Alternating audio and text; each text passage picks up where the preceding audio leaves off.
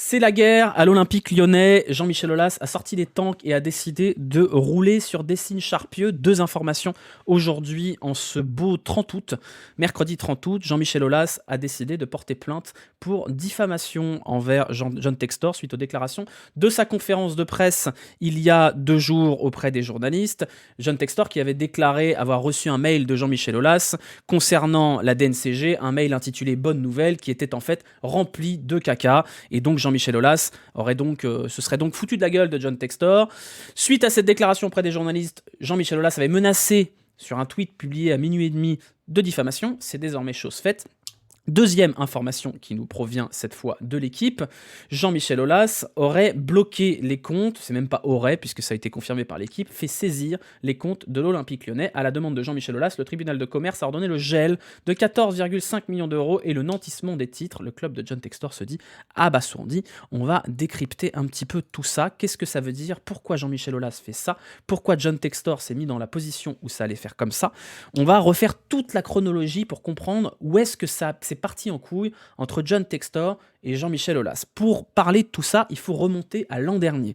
L'an dernier, nous sommes le 20 juin, l'Olympique lyonnais est déjà en vente depuis un certain temps, et Jean-Michel Aulas a le choix entre 6 offres. Il l'a confirmé récemment qu'il y avait bien 6 offres, et Jean-Michel Aulas choisit de jeter son dévolu sur John Textor. Nous sommes le 20 juin, l'Olympique lyonnais annonce rentrer en négociation exclusive avec John Textor, et donc Eagle Group à ce moment-là. C'est le début de l'histoire. C'est le tout début de l'histoire. Cette vente va prendre du temps, c'est normal, ça arrive, le closing, donc la date de vente officielle est repoussée plusieurs fois, jusqu'au 19 décembre. Le 19 décembre, le rachat de l'OL est officialisé. John Textor rachète les parts de IDG, Pathé et une grande partie des actions de Allnest, donc la société de Jean-Michel Aulas. C'est là que commencent les ennuis. Pourquoi Jean-Michel Aulas a-t-il choisi John Textor? En partie, visiblement, parce que John Textor lui donnait l'assurance d'être président de l'Olympique lyonnais pendant encore 3 ans. Et c'est cet accord-là qui pose tous les problèmes qui vont suivre derrière. L'accord sur 3 ans négocié avec Jean-Michel Aulas prévoit que Jean-Michel Aulas peut être révoqué. Si Jean-Michel Aulas est révoqué lors de cette période de 3 ans, il touche une indemnité de 10 millions d'euros, mais c'est pas ça qui nous intéresse. Ce qui nous intéresse, c'est que si jamais Jean-Michel Aulas est révoqué pendant cette période de 3 ans, John Textor, Eagle, doit racheter toutes les actions restantes de Jean-Michel Aulas. Quand John Textor a racheté l'OL, il y avait un accord pour que les 50% d'actions restantes de Jean-Michel Aulas restent à Jean-Michel Aulas et qu'il reste au conseil d'administration. Ces actions restantes, c'est 8,23% du capital. C'est beaucoup. Au moment où John Textor décide de révoquer Jean-Michel Aulas, le 5 mai, rappelez-vous, à partir du moment où John Textor rentre au pouvoir à l'Olympique lyonnais, il essaye d'amorcer un certain nombre de changements, notamment sur le sportif, la data, le recrutement, et Jean-Michel Aulas dit « Moi, je m'en fous, on ne me fera pas de concession au niveau du sportif, c'est moi le président, et il peut bien aller se faire foutre, en gros. » Suite à ça, John Textor s'énerve et décide donc de révoquer Jean-Michel Aulas. Vient un vote au conseil de surveillance où Jean-Michel Aulas est expulsé manu militari du club sans trop prévoir. Qu'est-ce qui se passe à partir de là? Le deal, c'est que Jean-Michel Aulas doit toucher 10 millions et que John Textor doit racheter toutes les actions de Jean-Michel Aulas qui restent. Donc 8,23%. 8,23%, c'est beaucoup, ça fait 50 millions d'euros. Donc là, vous avez un accord entre Jean-Michel Aulas et John Textor qui dit qu'il ne va pas les racheter tout de suite. Il ne va pas racheter tout de suite toutes ses actions pour arranger Eagle qui n'a pas les sous à ce moment-là et qui n'a toujours pas les sous. Parce que John Textor, vous le savez, a emprunté de l'argent pour racheter l'OL, mais il n'a pas emprunté suffisamment d'argent pour pouvoir tout racheter d'un coup. Donc à partir du moment où il prend la décision de virer Jean-Michel Aulas, il se tire une balle dans le pied financièrement parce qu'il doit racheter, il doit ressortir tout l'argent qu'il devait sortir une fois que Jean-Michel Aulas avait fini son mandat 3 ans plus tard, ce qui l'arrangeait bien. Donc là, il prend une décision radicale de se dire, bon, bah déjà, on va faire l'OPA, l'opération publique d'achat pour l'actionnariat public, donc les petits gens qui ont des actions normales, qui représentaient déjà un certain paquet de pognon, plus les actions de Aulas. À ce moment-là, au moment où Jean-Michel Aulas est évincé de l'Olympique lyonnais, il y a un autre accord. Un accord dont nous parle Santiago Cucci, ici même, je vais vous le montrer. Si j'ai pas l'article, tant pis, c'est pas grave. À partir du moment où Jean-Michel Aulas est évincé de l'OL le 5 mai 2023, il y a un accord entre Jean-Michel Aulas et John Textor. Cet accord dit qu'au lieu de racheter toutes les actions de Jean-Michel Aulas, là, maintenant, tout de suite, John Textor s'engage à racheter 2 tiers des actions de Jean-Michel Aulas sous 18 mois et 1 tiers sous 3 mois. 3 mois, ça nous emmène, avec un petit peu de délai, au 11 août. Et c'est là, le nœud de la discorde est ici. C'est qu'à partir du 11 août, Jean-Michel Aulas aurait dû recevoir de la part de John Textor 14,5 millions d'euros, correspondant à un tiers des 8,23% d'actions que possédait toujours Jean-Michel Aulas. Le deal, c'était ça. Qu'est-ce qui s'est passé? John Textor n'a pas les fonds pour rembourser Jean-Michel Aulas le 11 août. Donc ça aurait pu être réglé entre gentlemen, genre quand est-ce que tu vas me rembourser? Je te rembourse dès que j'ai les sous, ok, c'est pas grave, c'est bon, on continue. C'est plus ou moins ce qui s'était passé, c'est ce que nous expliquent John Textor et Santiago Cucci. Ils nous disent on a eu des discussions avec Jean-Michel Aulas en août, ces discussions se sont bien passées, on s'est serré la main, et derrière, Jean-Michel Aulas a planté un couteau de poignard. Parce que qu'est-ce qu'il a fait? Et c'est ça que nous explique l'article de l'équipe, que je ne vais pas vous montrer parce qu'il est payant. Il nous explique que pendant que John Textor n'était pas au courant, Jean-Michel Aulas a amorcé une procédure administrative auprès du tribunal pour dire au tribunal, grosso modo, John Textor me doit 14,5 millions, le 11 août, il n'a pas payé, je veux mon argent. Et à partir de là, il a saisi le tribunal. C'est une procédure qui est discrète, qui est secrète. John Textor n'a pas vent de cette procédure-là, jusqu'à ce que ses assets soient gelés. Donc en gros, ce qu'il faut bien comprendre là-dessus, c'est que Jean-Michel Aulas est dans son droit, parce qu'il n'a pas été payé comme il aurait dû être payé, mais il a fait un coup en douce quand même. Il a fait un coup en douce en plein mercato, dans un club qui va pas déjà super bien, et vous allez voir là où ça devient très vicieux. Jean-Michel Aulas saisit le tribunal pour dire, voilà, on me doit des thunes, je veux mes thunes.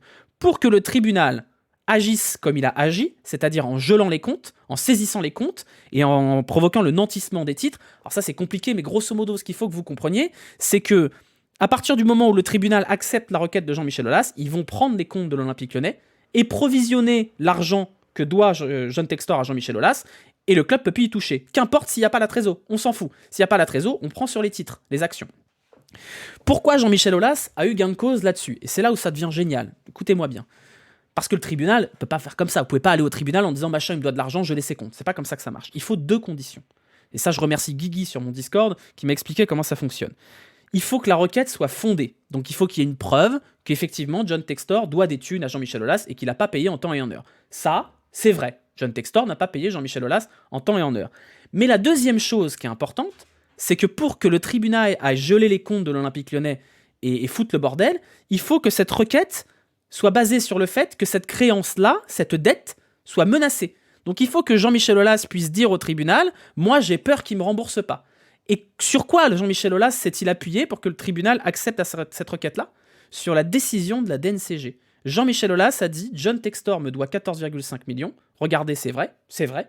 Et John Textor va pas me rembourser mes 14,5 millions d'euros parce que regardez, la DNCG a sanctionné l'OL parce que ça va pas bien. » Et là, c'est du génie quand même.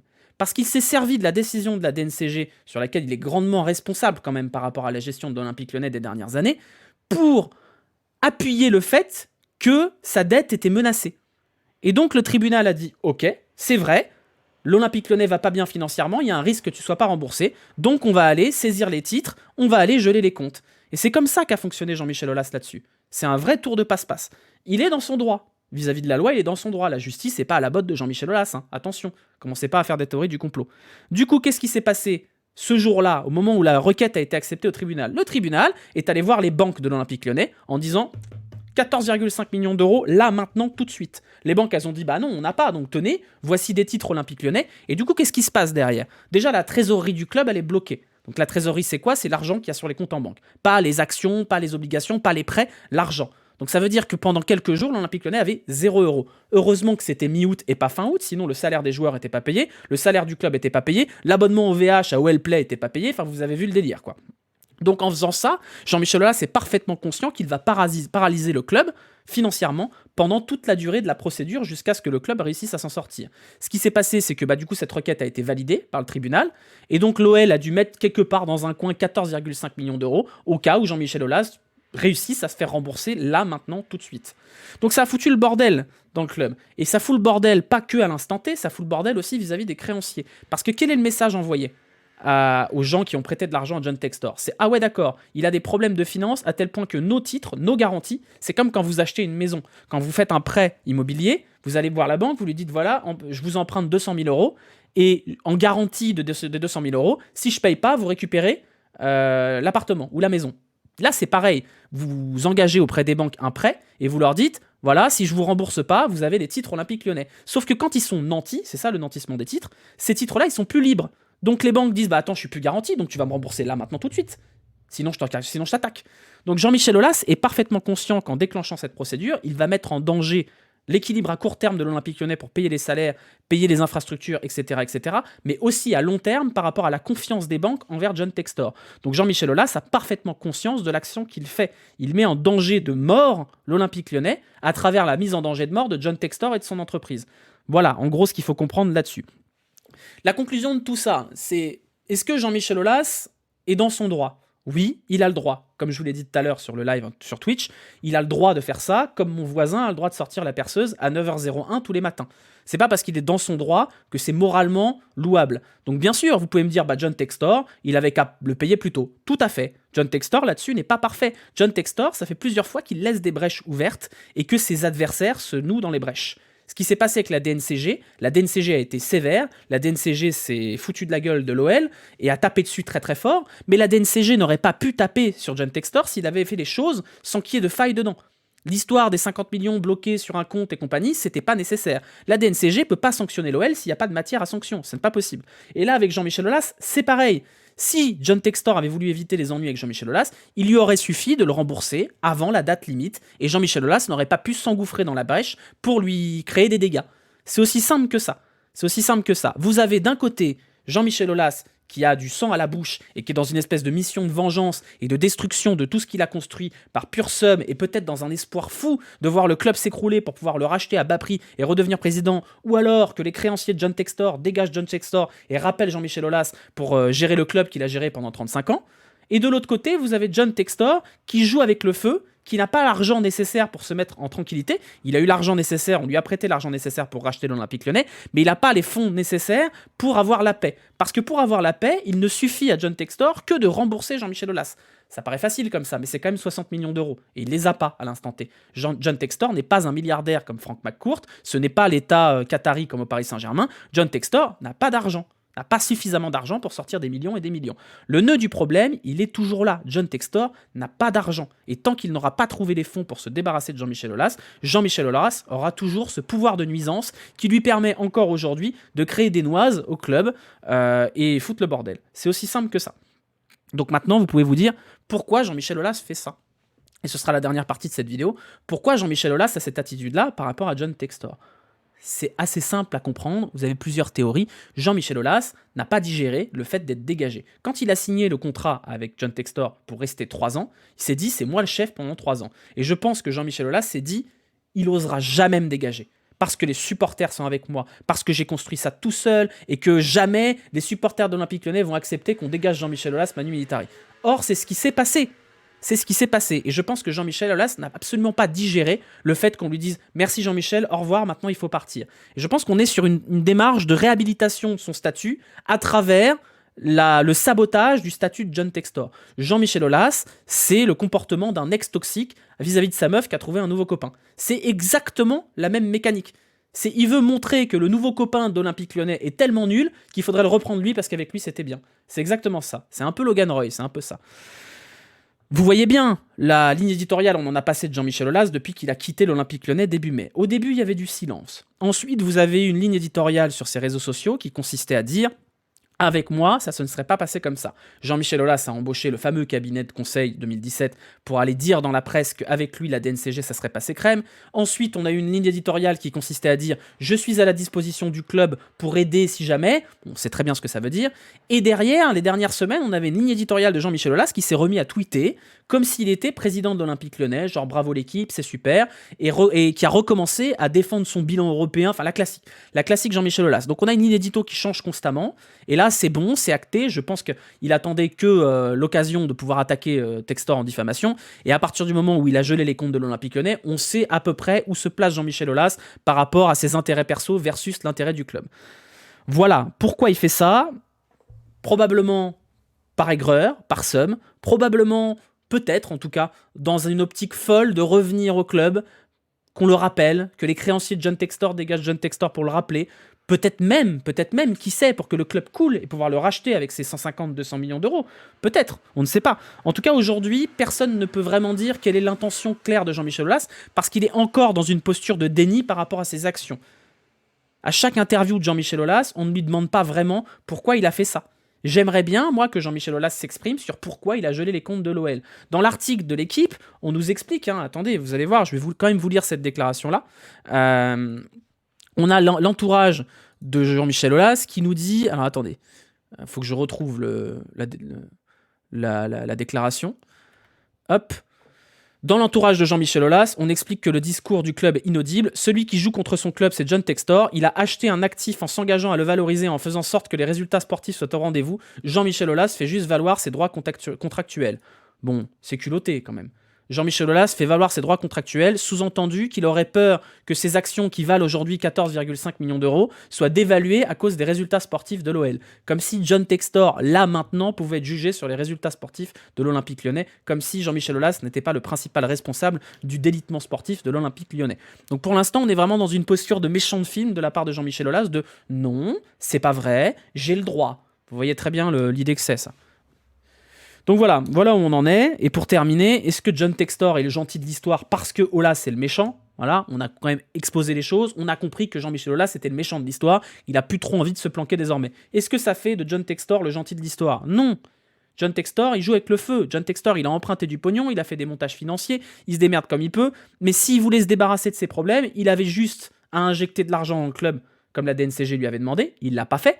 Il a essayé d'entourlouper la DNCG et il s'est fait taper dessus. Il a juste à rembourser Jean-Michel Aulas et il est débarrassé pour de bon de Jean-Michel Aulas. Si demain Jean-Michel Aulas a 0% du club, Jean-Michel Aulas n'existe plus. C'est terminé. Médiatiquement, ce n'est plus personne. Il a plus l'argumentaire de je suis deuxième actionnaire du club, je pèse encore très fort sur le conseil d'administration, etc., etc. Aujourd'hui, John Textor joue avec le feu pour la simple et bonne raison qu'il n'a pas d'argent. Et ça va poser problème à l'Olympique lyonnais à moyen et à court terme, parce que John Textor doit trouver de l'argent. Et pour trouver de l'argent, soit il le trouve via des prêteurs, soit il le trouve dans l'Olympique lyonnais. Donc c'est pas demain la veille qu'on risque d'avoir une politique sportive ambitieuse du côté de l'Olympique lyonnais. Au moment où je vous parle, l'officialisation du départ de Barcola semble imminente. L'accord a été trouvé avec l'OL et le PSG, donc on se retrouve quand même avec un mercato où Louis Keba et Barcola vont être vendus, alors même que John Textor nous avait juré qu'il ne les vendrait pas et qu'il était prêt à prendre des sanctions de la DNCG pour ça. Voilà, c'est la conclusion de toute cette histoire. Si vous êtes sur YouTube, merci d'être allé au bout. N'oubliez pas de vous abonner à la chaîne, de lâcher les petits pouces et les commentaires. Surtout de vous abonner à la chaîne, parce que vous êtes plus de 75% à ne pas être abonné à regarder les vidéos. Et puis on se retrouvera pour les prochains débriefs. Et si vous êtes disponible vendredi soir, il y aura un live mercato du côté de la chaîne Twitch à partir de 21h, où il est prévu qu'il se passe quand même pas mal de choses sur les dernières heures du mercato. On sera en live de 21h à 23h59.